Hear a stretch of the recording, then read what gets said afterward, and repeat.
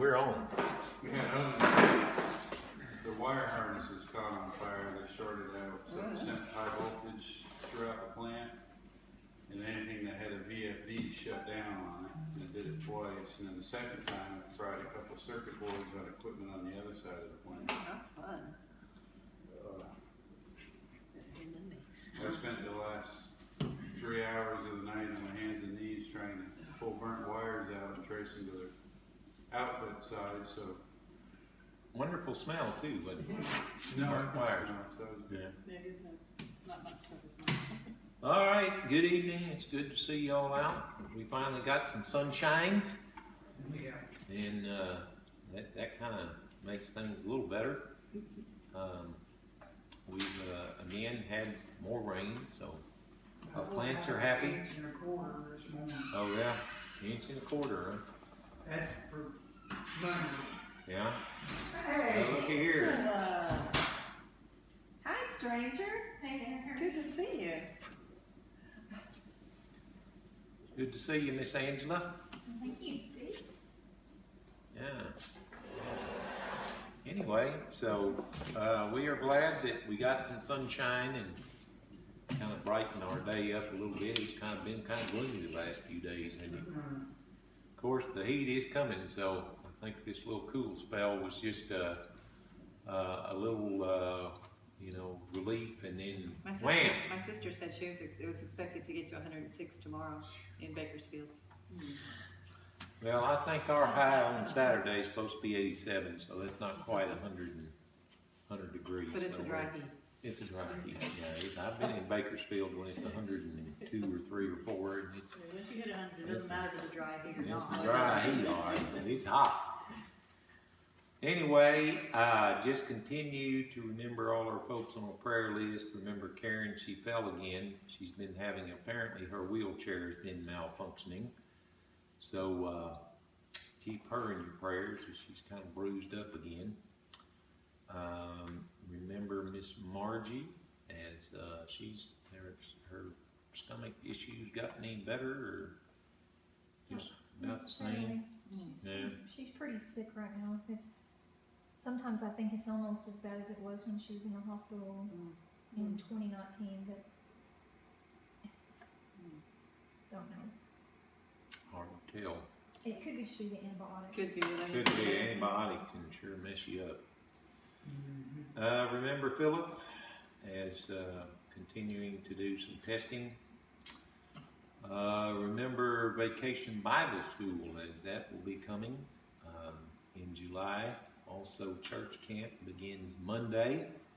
So remember us as we travel and make our way there. And just pray for a wonderful Spirit-filled Do week. we have enough transportation I yet? think I got enough today, Okay. so I think we're good. Anyway, we got a crew going down to Lake Ouachita this weekend, so remember us as we travel there. It's busy. Yeah, you're going to get back and leave. Gonna get back and Well, I'm leave. not going to Washington.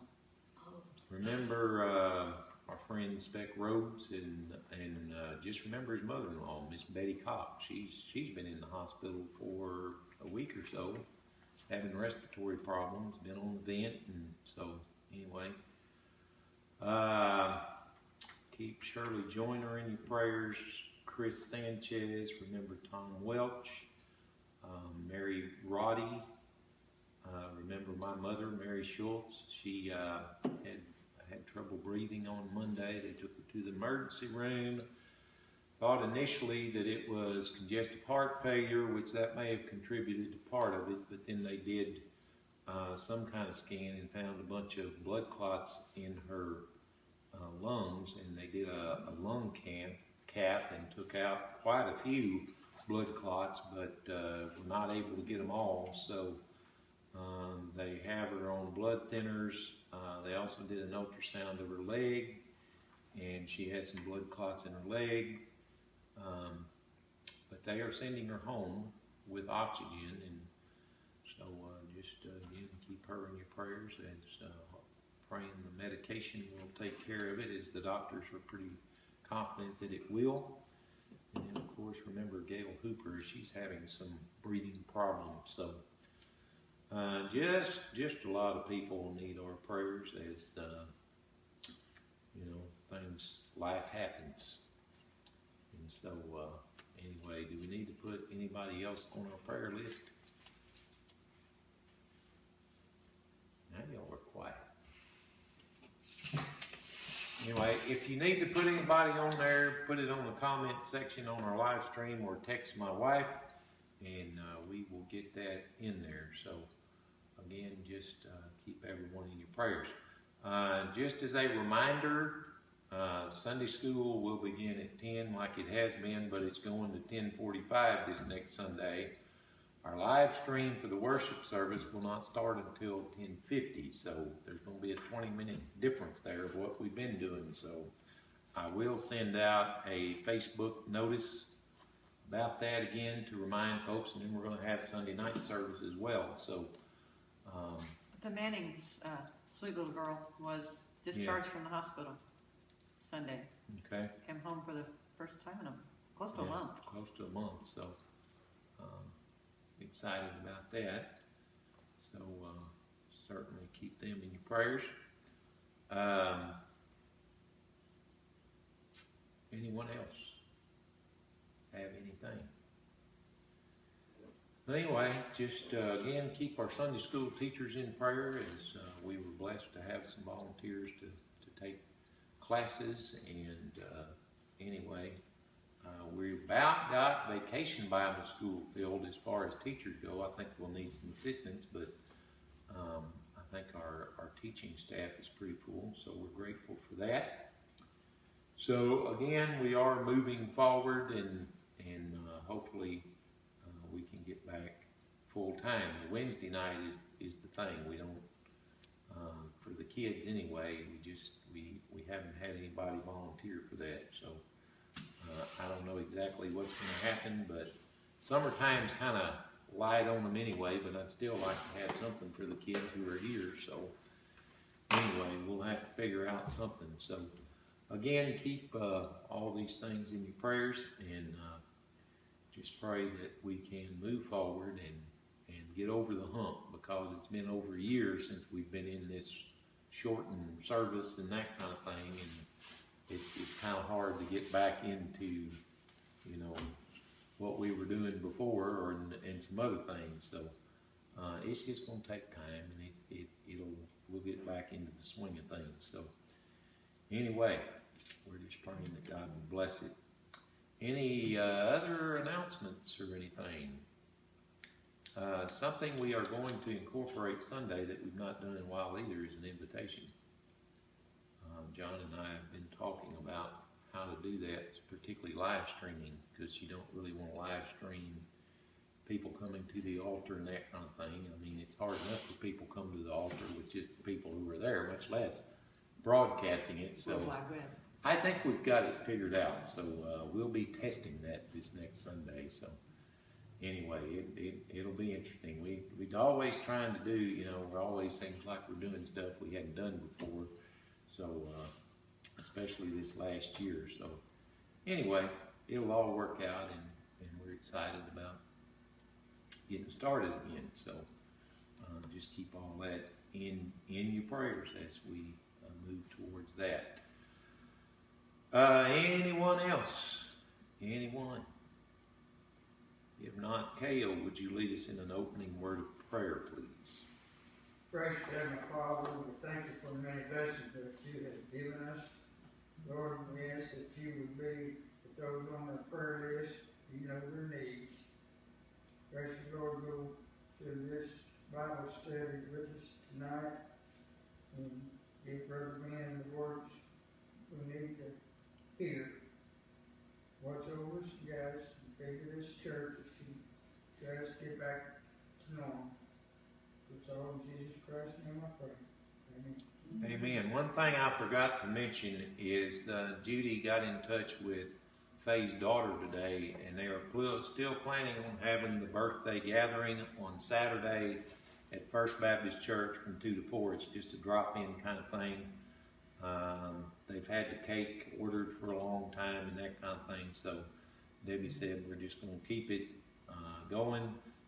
Faye did get to come home, I think she said Sunday, so she's been home this week, so, again, they said she had a mini stroke, so, again, I will, send that over the phone and text her. I forgot to do it today, actually, but had other irons in the fire, just to let people know. It's gone once. Has it? When did it? Did y'all get that? Yeah. Did I put it on Saturday or Sunday? I sent it out. Okay, did you send it on Saturday or Sunday? I think I mentioned Sunday that it was supposed to be Sunday. Oh, I sent it Monday. Well, I had one birthday party Yeah. for last Saturday. Remember Kathy called you? Yeah, You were in the yeah. truck on Monday on the way to Melanie's, and Kathy called and said they were doing this, so I sent it then, Okay, Monday. So It's on Saturday, 2 to 4. this coming Saturday, from First 2 to Baptist Church, 4, McRae. First Baptist Church, McRae, so, Yeah, I sent it when Kathy Okay. called Monday. okay. I got this. All right, well, today was a confirmation because at that time, that was the plan, but did not know what health-wise, how Miss Faye was gonna be doing, so, anyway, but it is her 90th birthday, so, you know, if she goes back with her daughter to Georgia, then this will be probably the last birthday celebration here in this area, so, again, keep her in your prayers. I think, Judy said she was down to like 87 pounds. I think Sergeant said 77, but she's tiny and not eating much, so. She, um, her arms about that big around. Yeah. So, Her mother was the same way. anyway, tonight we are planning on covering chapters 11 and 12 in the book of Joshua.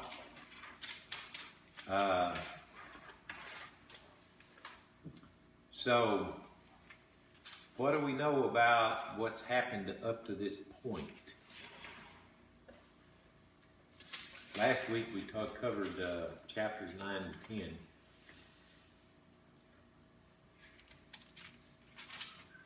Well, if you- They conquered the major territories in the land. yeah, they South. conquered the southern territories of Canaan. And, you know, along with that, you know, there was the Gibeonite deception and the fact that 5 Amorite kings were executed, and the fact that the sun stood still while they battled them. So, some exciting things that happened there. So, chapter 11 opens up with a guy by the name of Jabin. And he was the king of Hazor, and so things began to escalate. So before I get into whatever I'm going to say, if somebody has a question or comment or whatever, a verse that spoke to them, we just open that up This later. at this point. Well, I think it's fantastic that whatever God told Noah to do, or Moses to do, Joshua finished it up. He didn't do anything on his own. He didn't veer to the left or to the right. He followed it to the T. It said that all that Moses, in verse 23, so Joshua took the whole land according to all that the Lord had spoken to Moses, and Joshua gave it for an inheritance to Israel according to their tribal allotments, and the land had rest from war. Now you understand when it says this is a general statement, right? And it is kind of a summary of what took place, because this was not by far the end of the battles, were they?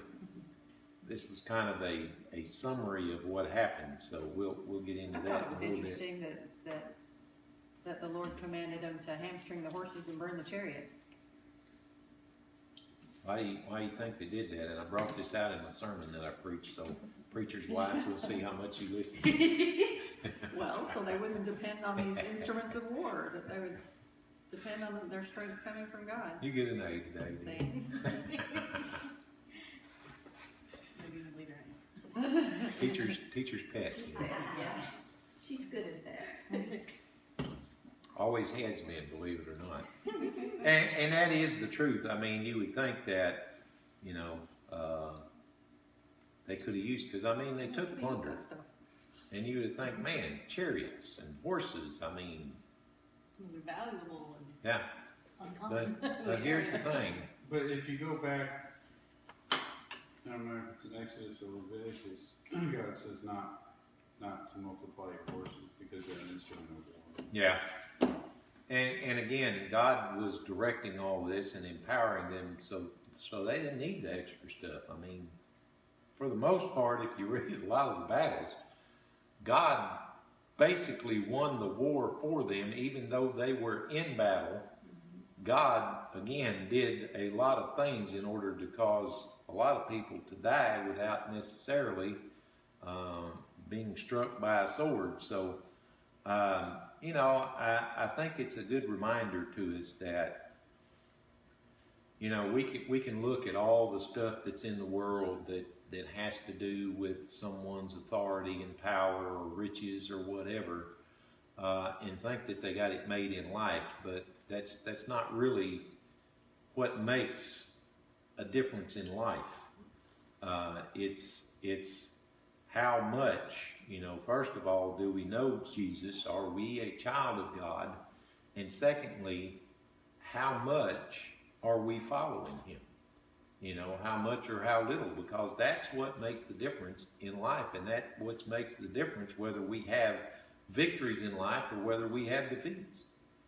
And so I think that, you know, Joshua, and as far as you know, they weren't even tempted. I mean, God said, hamstring the horses, destroy the chariots. That's exactly what they did. They didn't try to, you know, they learned their lesson on trying to, hey, maybe I can keep this one. You know, Joshua could have thought, you know, this would be a really good instrument for me to have. But here's the thing, too, about particularly the chariots. Unless they were on a level battleground, because, you know, much of what they went through was hills and mountains, a chariot wasn't going to do you too much good there. Now, a horse might, but a chariot wouldn't.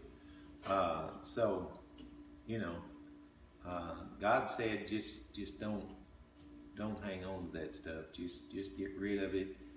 And again, the mandate over and over again was every living human being in that town, community, in that nation, you kill. I mean, it just, and again, to us it sounds brutal, but you got to think about it. If they had not done that, and we see, you know, you can read on through the history of the nation of Israel. Twofold purpose, wasn't it? I mean, God was using Israel to serve judgment on those nations too. Oh, absolutely. I mean, it wasn't the fact that they weren't sinful and evil. I mean, they were. But, you know, when you think about all the living beings that were in the city, you're talking about little kids too, you know, and babies and all that kind of stuff. I mean, they didn't really have time to display that. Our war is so brutal. But again, when you think about, if you read way on ahead to the end of the book, of the Bible itself, I mean, God's judgment is not going to be nice. I mean, God's wrath is a terrible thing to have to face. And so you get a little bit of a example of what, you know, when God says we're going to cleanse the land, we're going to cleanse the land, aren't we? And so, in our sense of, in our culture, in our sense of fairness that we seem, and entitlement that many seem to live in today, this is like totally wrong and out of the question. I mean, it's just not right. But again, if you begin to question this, then you're questioning God Almighty, and that's a very dangerous place to be. Got off on something I didn't intend to. Anyone else?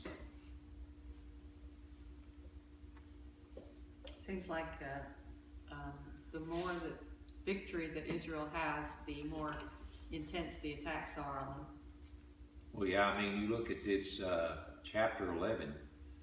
I mean, here you have 5 kings and 5 kingdoms, and they were not a small bunch. I mean, as far as numbers go, it says that they, as describing what, as God described to the nation, to Abraham, how the nation, how his offspring was going to spread. I mean, this is the description of this army, that their numbers were kind of like the sand that is on the seashore.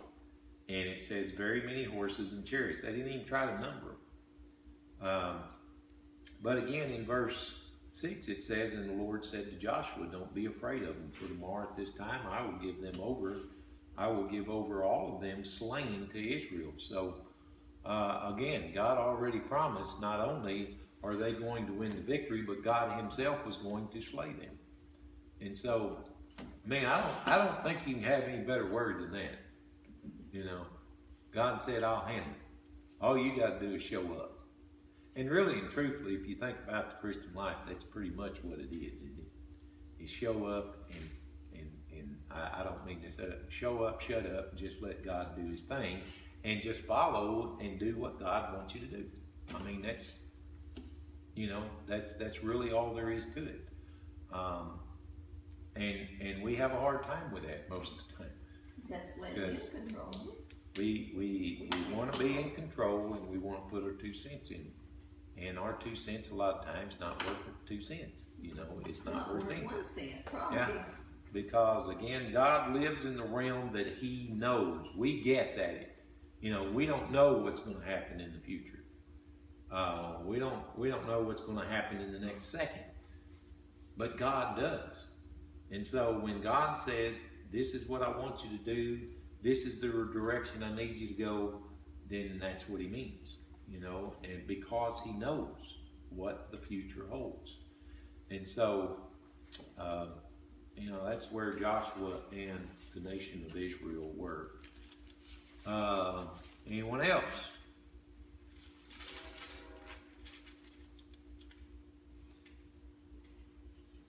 The train.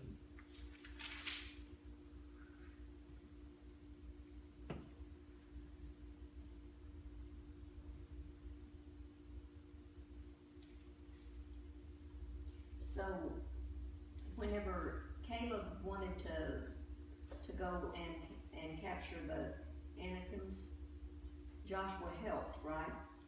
Not that I don't think so. Well, is that not, okay, verse 21 to 11, it says they cut off the Anakims, the giants from the mountains, and Joshua destroyed them utterly. Was that not the same territory that Caleb wanted? Yeah, because it talks about Hebron and Deborah, but apparently he didn't wipe them all out. I mean, that's what I come, because, yes. Okay. Because what I understand of this, and like I said, sometimes it's kind of hard to tell whether they're going forwards or backwards or what. From what I understand is Joshua led the nation of Israel in an overall campaign over the whole land of Israel, or land of Canaan. They hit the middle first with Jericho and Ai. Then they went south and took care of them. And then they went north and took care of them. But there was no way that he could hit every single city. Because when you read the name Hebron and Deborah, I mean, that's an area that had a lot of cities. When you start getting into the allotments, and it says, and they allotted so-and-so, such and such with their cities and their villages, we don't know necessarily how many cities went with this. Like with Hebron, we don't know how many cities and villages went along with that. And we don't know. So my thinking on that is, when I was studying it, is the fact that, yes, Joshua did invade that territory, and he probably did utterly destroy some of the cities and some of the people. But I don't think he obviously did not destroy both of them, because it tells us in Joshua 15 where, you know, Caleb went and defeated the 3 sons of Anak. And then if you go over into Judges chapter 1, it says basically the same thing. It says that Caleb was given the land of Hebron, and that he defeated the 3 sons of Anak. And so there were more wars to be fought within the areas where war had already happened. Because again, there was no way that Joshua and the Israelite army could defeat every single city in the land of Canaan. What they did is they hit the major areas, and they did away with the alliances between these nations. I mean, the land of Canaan was full of little pockets of nations, and each one had a king. And so a lot of times they were enemies with one another, but when the Israelites came to attack, they began to join forces. And so, you know, in Joshua's battle in chapter 11, very well, you know, whoever of the Anakim they came against, I'm sure they defeated them and they annihilated them, but it wasn't all over with. Because again, when Caleb inherited Hebron, he had some of them to take care of as well. And again, I think that once the major campaign was over with, that each tribe with their clans was responsible for taking care of their own area as far as driving out the enemy. Because if you go over to chapter 16, I think, you find there where Ephraim, maybe it's 17, I don't remember. But anyway, where Ephraim and Manasseh come and they're kind of whining because they claim they don't have enough territory. And, you know, Joshua simply says this: look, I know that you have a lot of people, because you had Ephraim and half the tribe of Manasseh, and they kind of clumped them together because they were wanting another allotment. Well, half of their tribe had already received an allotment on the east side over there. So we're dealing with the west side, and they weren't going to give them 2 allotments. But Joshua said, look, you have plenty of land. First of all, there are trees that need to be cut down, and you could inhabit that land. What basically Ephraim and Manasseh were saying was, Joshua, there's not enough cities that's already built for us to live in, and therefore we need more. All right? But Joshua didn't play that game. He said, look, you're going to have to work for your possessing this land. The inheritance is there. You're going to have to work for it. You're going to have to clear some trees, and there are different groups of the enemy that you're going to have to get out of the land. And that's just the way that it is. And so, you know, Caleb is a prime example of what God intended for the Israelites to do. He was given a piece of land. It still had some of the larger enemies that existed in the land, and he went in there and wiped them out and took possession of his land. And that's what God intended for him. That's what Joshua intended for him. Because when you read in chapter 11 where he took the whole land, and then you read in chapter 13 where it says, hey, there still remains yet very much land to possess, that kind of seems conflicting, doesn't it? But really all it's saying is Joshua has defeated the major enemies and has broken the alliances. And yes, the enemy is still there. There's still a bunch of them left. but there's not one tribe of the nation of Israel that can't go into their allotted land and kick the enemy out. But God also said that the land in the areas that they're not going to inhabit, that the native people will stay there, so that way everything that's been cultivated won't revert back. The jackal doesn't take over. Yeah. Yeah, and you know, if you go on and read, if you've done this week's reading, man, there's a bunch of them. And you go in this week's reading and you go over into Judges, you know, there was a bunch of them that they were not able to remove. One of them was Jerusalem. They were not able to remove the Jebusites from Jerusalem. And from what I read, Jerusalem was not actually controlled and lived in by the Israelites until the days of David when he was king. So not even Solomon lived in, well, not Solomon, but Saul lived in Jerusalem. And so, you know, you always think of Jerusalem, well, that's just, you know, that's part of the promised land, you know, that obviously you'd think the nation of Israel had lived there a long time. But it really and truthfully, for their first many years that they lived there, Jerusalem was not a part of it. Jerusalem was probably one of the harder places to overcome because it was set up on a hill and they could see everything. You know, anytime that you read the New Testament where people are traveling, it doesn't matter whether they're traveling from the south or from the north, it's always written, and they went up to Jerusalem because it was one of the higher elevation cities in the nation of Israel. And so, you know, it was very hard to defeat because it was a walled city, and you could see the enemy coming at you from you know, a long ways away.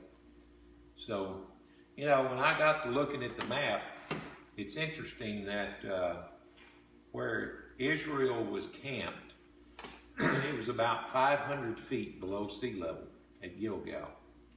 But almost everywhere that they conquered, and this was going to become their inheritance, it was up on an elevated area. And so it's kind of interesting. You can kind of get a spiritual thing there where, you know, you start out here and you're supposed to go up here spiritually, right? I mean, when you first get saved, you're kind of down here at Gilgal. This is kind of like base camp. But God doesn't intend for you to stay at base camp. And salvation is the first rung of the ladder. Absolutely. And so, you know, as you mature and move forward, you're supposed to move to that higher elevation. So, you know, it's just, it's interesting because, again, the nation of Israel pretty much, you know, dominated the land. And honestly and truthfully, all the land that God had promised to the nation of Israel did not get inhabited by Israel until the rule of David. David expanded the nation of Israel's borders. Well, David actually took all of the promised land. Right. That's why what he actually went and actually removed all the people. But I mean, that was part of the nation of Israel's boundaries, and it had never been that way before, and I think eventually it got taken back some. So, but you know, it's just an interesting deal how God dealt with the nation of Israel and you know, conquering and overtaking the promised land. Any more questions or anything on chapter 11?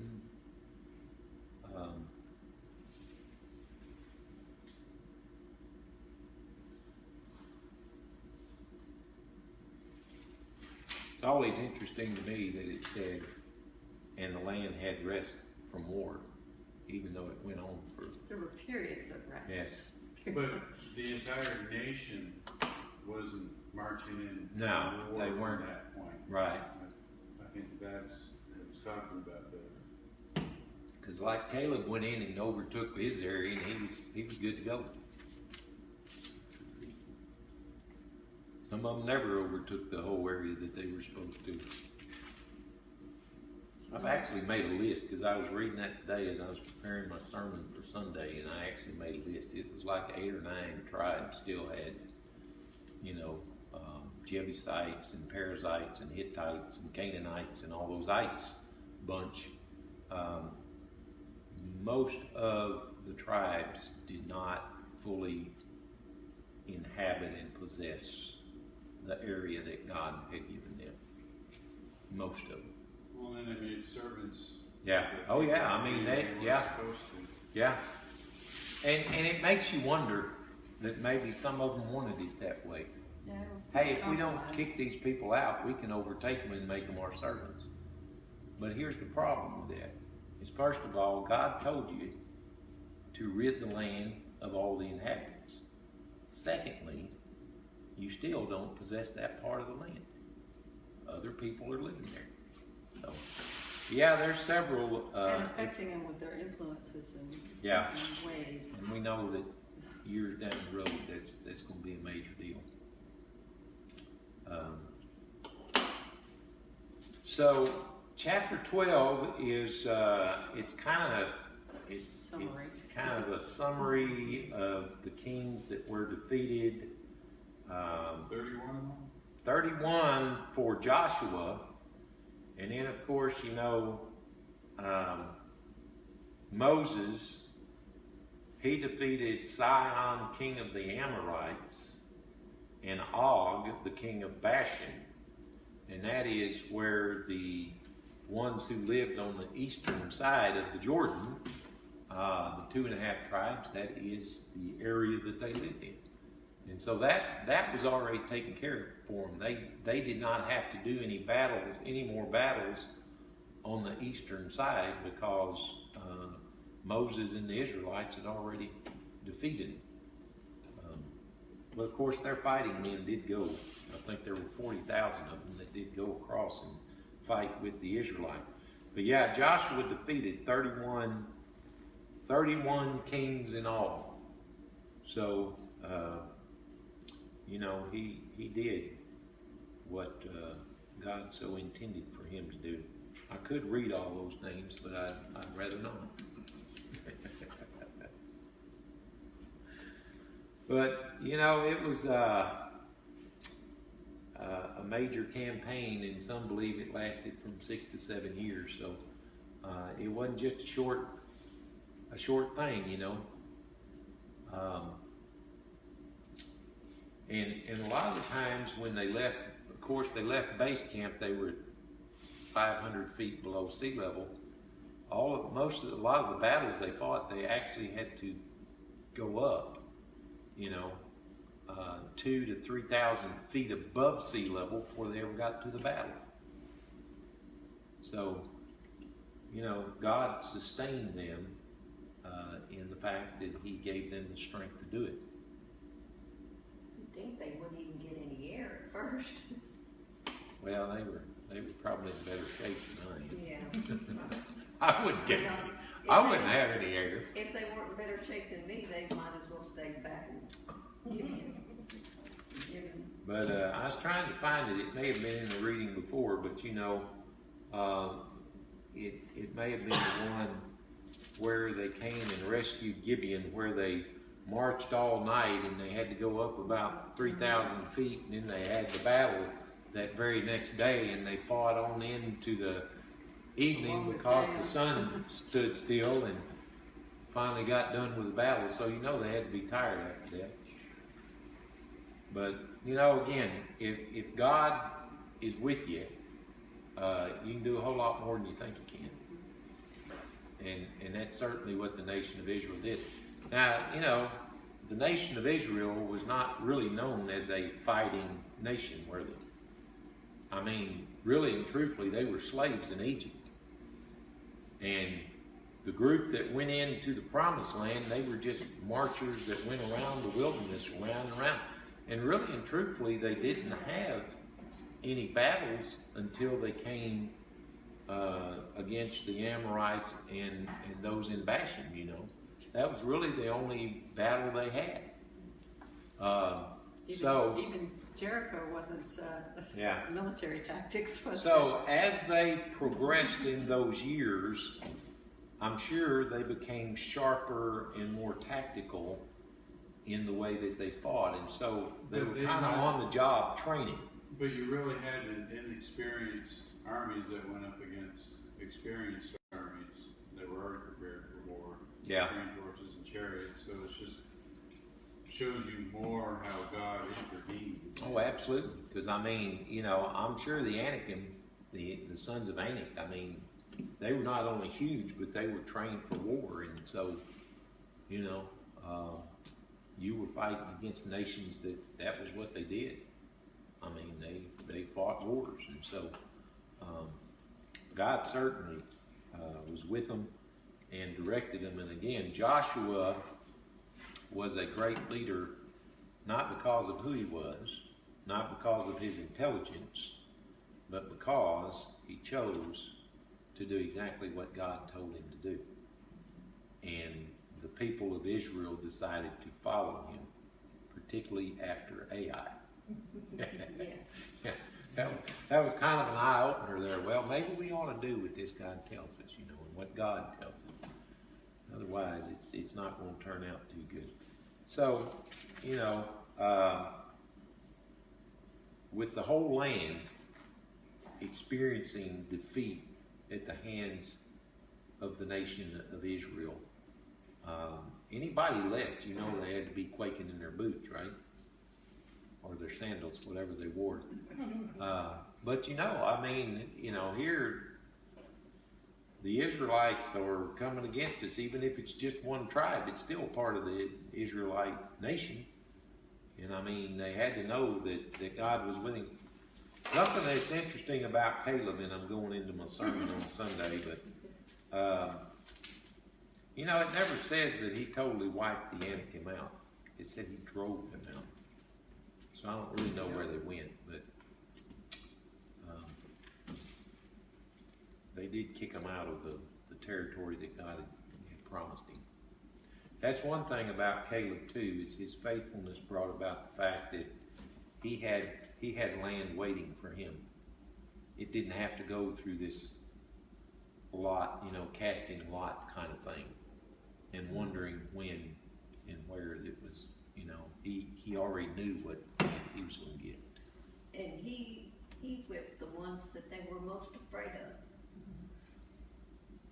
And Yeah, because they were the ones that were brought up when, you know, the initial spies went up. Well, they have giants in the land. But also, if we go back to Genesis 15 with the covenant that God is making with Abraham, God says, "You, however, will go to your ancestors in peace and be buried in good old age. In the fourth generation, your descendants will come back here, for the sin of the Amorites has not yet reached its full measure." Yep. So God is still giving them a chance to repent. But Oh, yeah. Yeah. You know, I just think with Abraham living in the land of Canaan as long as he did, you know, they had a chance to turn towards the God of Abraham, but just chose not to.